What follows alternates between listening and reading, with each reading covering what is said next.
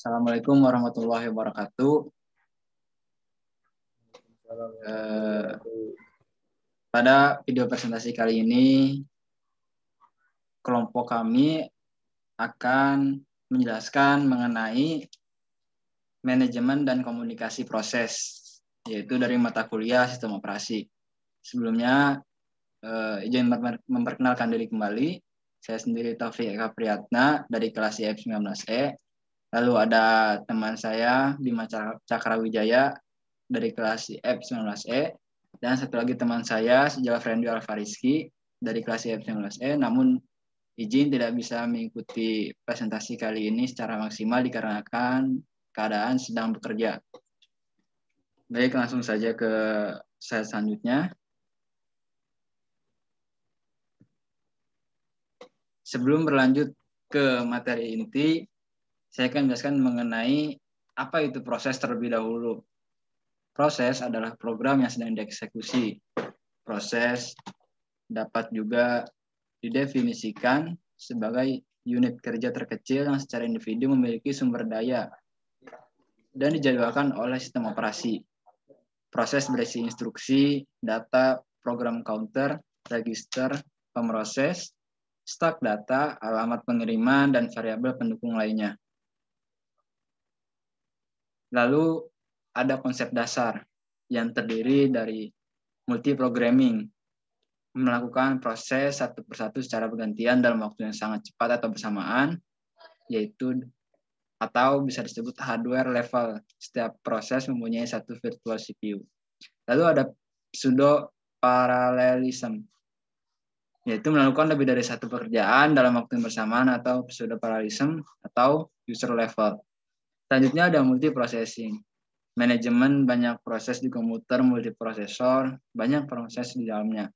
Menggunakan komputer semaksimal mungkin dengan beberapa CPU sehingga beberapa program bisa dijalankan secara bersama-sama, masing-masing dengan menggunakan prosesornya sendiri-sendiri.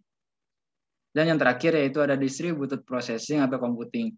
Manajemen banyak proses yang dieksekusi di banyak sistem komputer yang tersebar atau terdistribusi.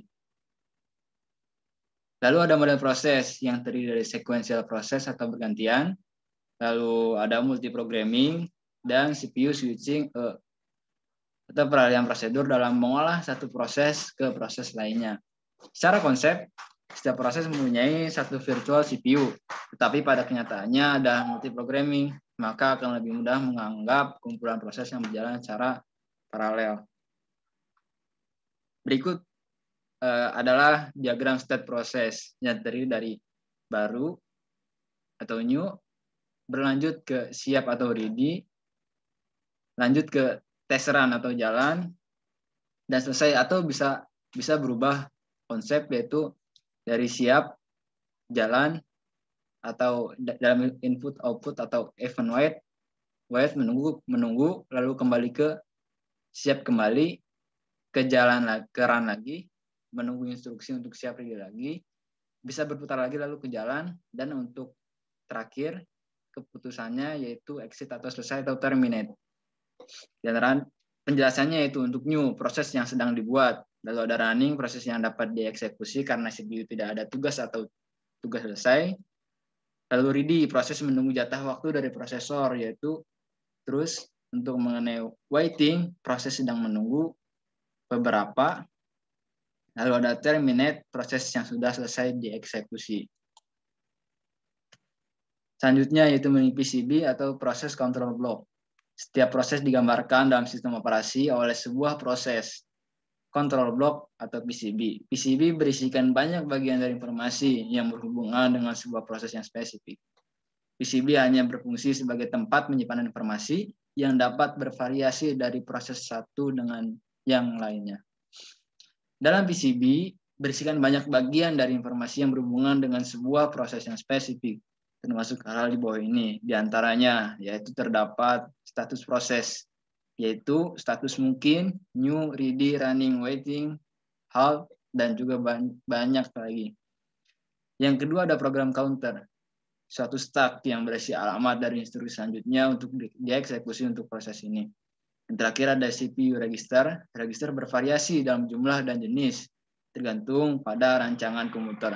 Register tersebut termasuk akumulator, index register, stack pointer, general purpose register, ditambah kode information pada kondisi apapun. Bersertaan dengan program counter, keadaan atau status informasi harus disimpan ketika gangguan terjadi untuk memungkinkan proses tersebut berjalan atau bekerja dengan benar setelahnya.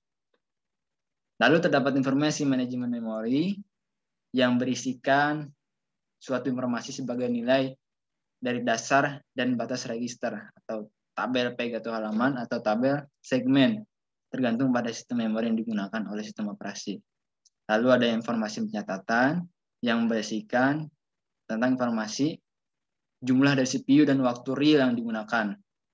Lalu ada informasi status I/O atau input output yang berisi informasi daftar dari perangkat I/O yang digunakan pada proses ini, yaitu suatu daftar berkas yang sedang diakses dan banyak lagi. Lalu ada elemen-elemen PCB yang terdiri dari identifier menjelaskan proses yang sedang terjadi. Lalu ada state proses atau state, kondisi yang terjadi pada proses. Lalu ada priority, urutan perintah yang jelas pada suatu proses. Lalu ada program counter, instruksi pada proses. Berlanjut ke memory pointer, dia penyimpanan atau menunjuk alamat pada proses. Lalu ada konteks data yang berkaitan dengan proses. Lalu ada I/O status information.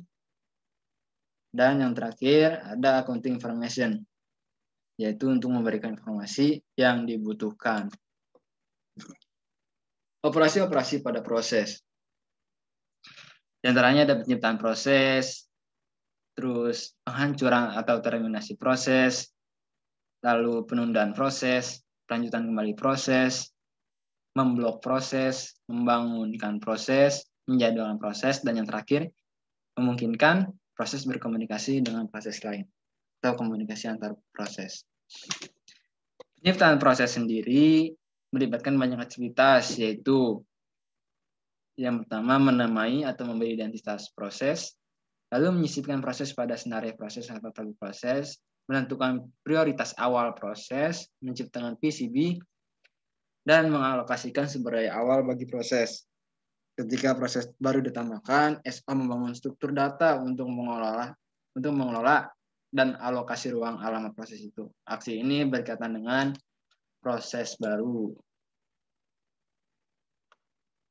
Lalu kejadian yang dapat menyebabkan penciptaan proses, diantaranya pada lingkungan batch sebagai tanggapan atas pemerintah suatu kerja atau job, pada lingkungan interaktif ketika pemakai baru berusaha logon, sebagai tanggapan suatu aplikasi seperti permintaan pencetakan file, SO dapat menciptakan proses yang akan mengelola pencetakan itu.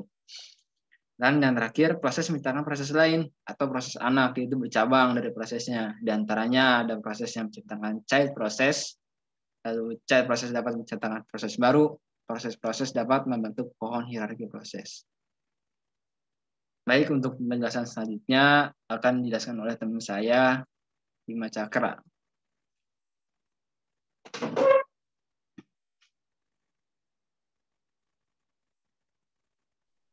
Maaf ya, di sini saya akan menjelaskan tentang alasan pembuatan proses. Di sini ada tabelnya. Jadi penyebab penciptaan dari proses yaitu terdapat batch job baru. Deskripsinya adalah SO dengan kondisi batch job setelah menciptakan proses baru, kemudian melanjutkan membaca job selanjutnya. Dan penyebab penciptaan yang kedua yaitu satu pemakai interaktif logon. Deskripsinya yaitu seorang pemakai pada satu terminal sedang melakukan logon ke sistem. Yang ketiga, penyebab penciptaannya SO menciptakan proses untuk memberi layanan. Dan deskripsinya yaitu SO menciptakan proses untuk memenuhi suatu fungsi pada program pemakai tanpa mengharuskan pemakai menunggu. Dan yang terakhir yaitu proses menciptakan proses anak. Deskripsinya yaitu untuk mencapai modularitas atau mengeksploitasi konkurensi program pemakai memerintahkan pembuatan sejumlah proses.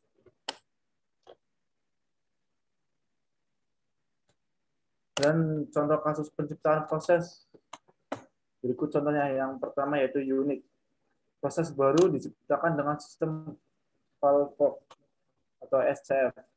SCF menciptakan kopian proses pemanggil induk yang identik. Setelah panggilan fork, proses induk akan berjalan bersama proses anak secara paralel. Proses induk dapat kembali melakukan fork untuk menciptakan proses anak yang baru. Proses anak pun yang dapat mengeksekusi fork sehingga dapat terbentuk pohon hierarki proses. Yang kedua dari MS-DOS. Sistem call yang ada di MS-DOS adalah reload file, binary memory, dan mengeksekusi sebagai proses anak. Berbeda dengan Unix, MS-DOS panggilan ini menunda atau menonaktifkan proses induk sampai proses anak menyelesaikan eksekusi. Proses induk dan proses anak tidak berjalan secara paralel.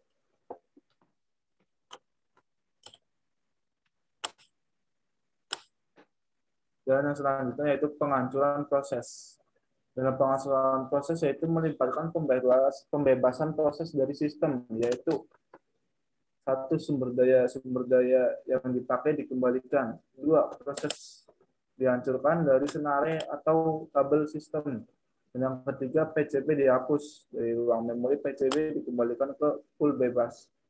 Dan penghancuran yang kedua yaitu penghancuran lebih rumit bila proses telah menciptakan proses-proses lain.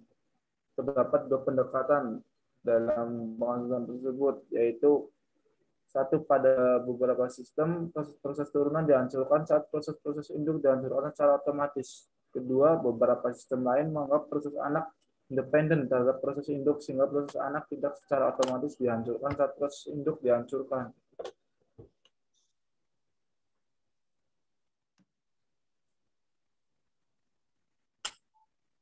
Dan berikut adalah tabel alasan penghancuran proses. Yang pertama yaitu penyebab penghancuran proses, yaitu selesainya proses secara normal. Deskripsinya yaitu proses mengeksekusi panggilan layanan SO untuk menandakan bahwa proses telah berjalan secara lengkap.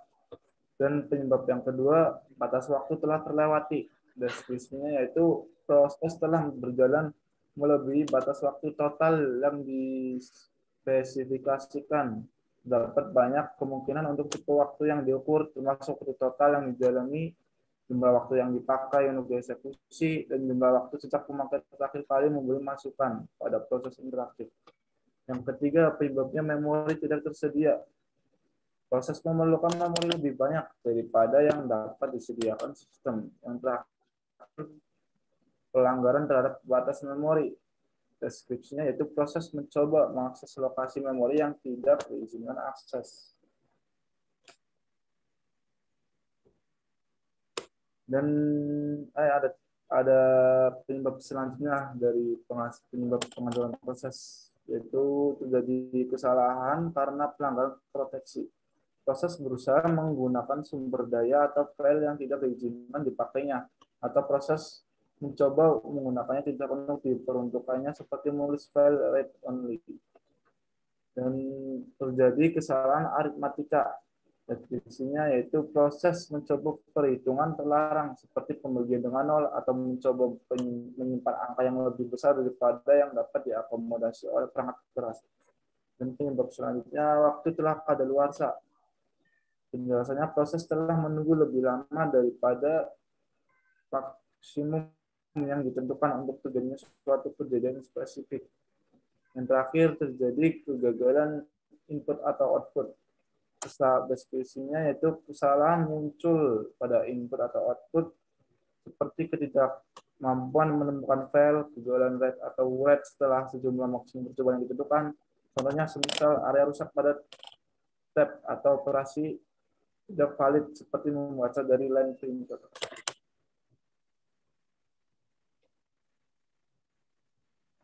Penundaan dan pelanjutan proses.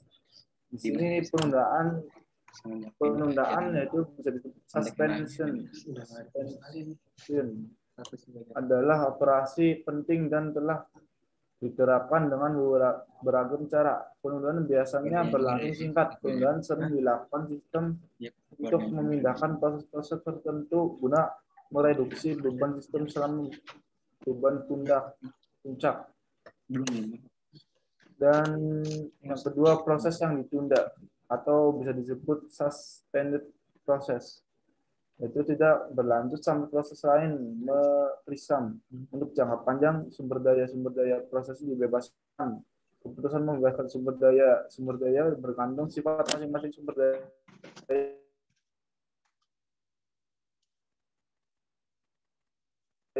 ditunda agar dapat dimanfaatkan proses lain. Dan yang ketiga, resumming, yaitu pengaktifan kembali. Proses yaitu menjalankan proses dari titik induksi di mana proses yang ditunda tersebut.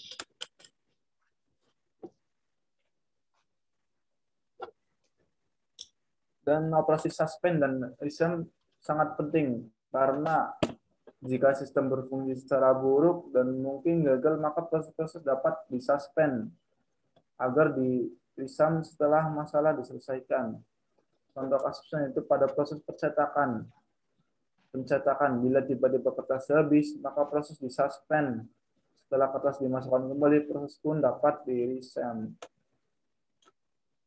Dan kedua, pemakai yang ragu atau khawatir mengenai hasil proses dapat mensuspend proses, bukan membuang proses. Saat pemakai yakin proses akan berfungsi secara benar, maka dapat merisam atau melakukan kembali diinstruksi saat disuspend, proses yang disuspend. Dan yang terakhir, sebagai tangga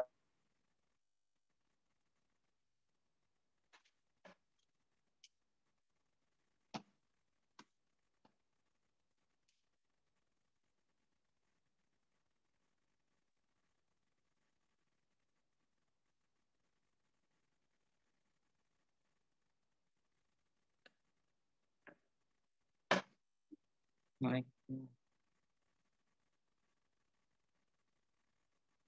Dikirim. Ini dikirim gitu.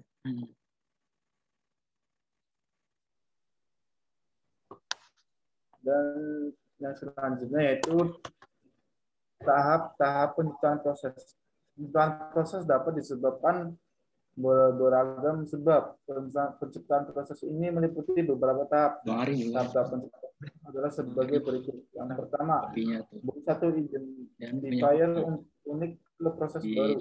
Isian baru ditambahkan ke tabel proses utama yang berisi satu isian per proses. Kedua, alokasikan ruang untuk proses. PCB harus diinisialisasi. Yang keempat, kaitan antar tabel dan array yang cocok dibuat. Dan yang terakhir, belum ditemukan struktur data lain, maka segera buat struktur data itu.